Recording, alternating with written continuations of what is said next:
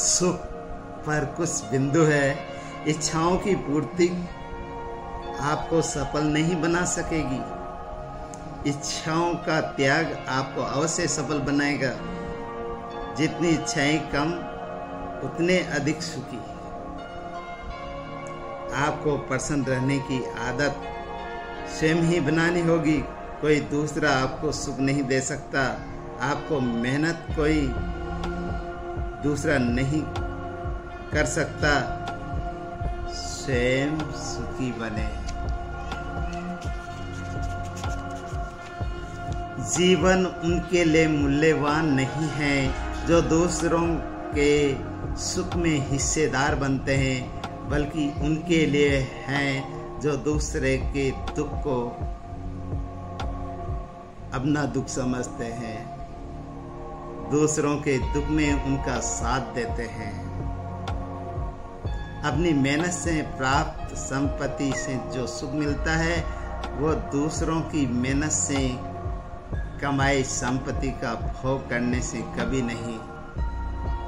स्वयं मेहनत करें, स्वयं मेहनत करें, प्रसन्न रहें। इससे आप अपनी आत्मा, मन और शरीर को स्वस्थ रखते हुए आसानी से कठिन परिस्थितियों का मुकाबला कर सकेंगे।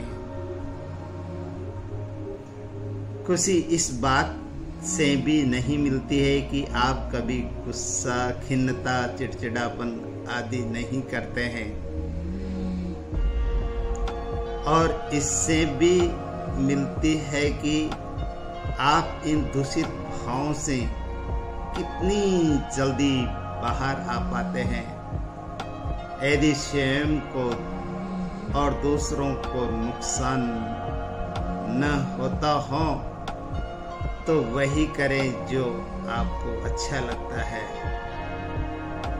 अपनी इच्छा और बुद्धि से कार्य करना स्वतंत्रता है। यदि आप जीवन में सुखी होना चाहते हैं तो अच्छे लोग ढूंढें या लोगों में अच्छाई ढूंढें, अन्यथा आप सुखी नहीं रह पाओगे, सुखी नहीं जी पाओगे।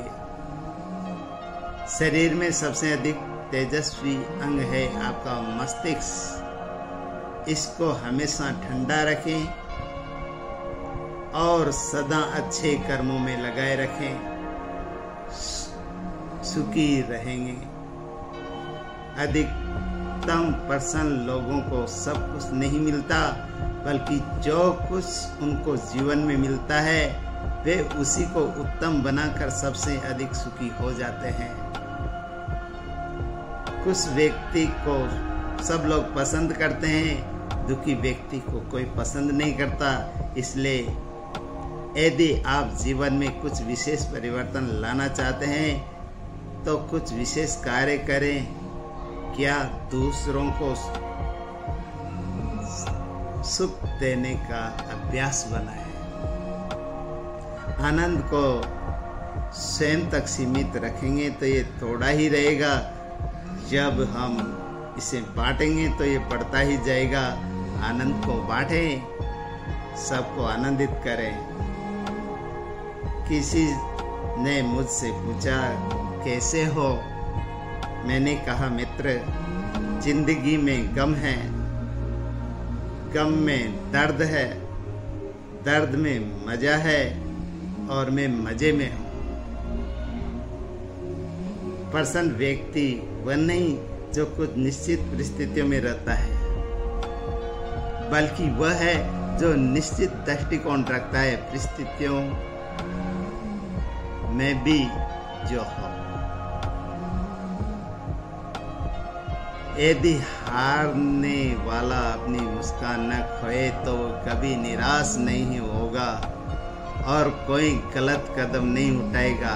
हारने पर भी अपनी मुस्कान कभी न खोए। अपने से अधिक दुखी व्यक्ति को देखें तो आप अपने दुख की शिकायत नहीं करेंगे। अपने से कम सुखी को देखकर स्वयं को सदा सुखी अनुभव करें। अपने को सुखी करने का एक नियम ये भी है, अपने सुख को देखकर ऐसा सोचें कि मेरे लिए इतना अधिक सुख, आप भगवान का अवश्य धन्यवाद करेंगे। हर रोज भगवान का धन्यवाद करें। हंसते चेहरों का अर्थ ये नहीं है कि उनके पास दुख नहीं आता। इसका अर्थ है कि वे दुख को जीतना और उसको मार भगाना जानते हैं। सृजनात्मक बने, मुखाकृति सुंदर लगेगी, प्रसन्न रहें, चुनौतियां अवसर बन जाएगी। कुछ नसीब वह भी है जिसका नसीब खुशी देने वाला हो, और कुछ नसीब वह भी है जो अपने नसीब पर खुश हो। पुरुषार्थ से कुछ नसीब बने। यदि जीवन में आनंद चाहते हो तो दिमाग को ठंडा, वाणी को मधुर और शरीर में न्याय का आचरण रखें। याद रहे, ईश्वर न्यायकारी है, न्यायकारी है। फिर से सुनिए, यदि जीवन में आनंद चाहते हो तो दिमाग को ठंडा, वाणी को मधुर और शरीर में न्याय का आचरण रखें। याद रहे, ईश्वर न्यायकारी है, ईश्वर न्यायकारी है। हम उत्तम संस्कार वाले और अपने संस्कार वाले पैदा हुए थे, ऐसे ही मरेंगे। हमें पसंद करें या न करें, किसी को खुश करने के लिए हम पैदा नहीं हुए। जीवन में सदा प्रसन्न रहने की आदत डालें। जीवन में सदा प्रसन्न रहने की आदत डालें। जो व्यक्ति आपके दुख के समय में आपका साथ नहीं देता, उसको आपके सुख के समय में, आपके सुख में हिस्सा लेने का कोई अधिकार नहीं है।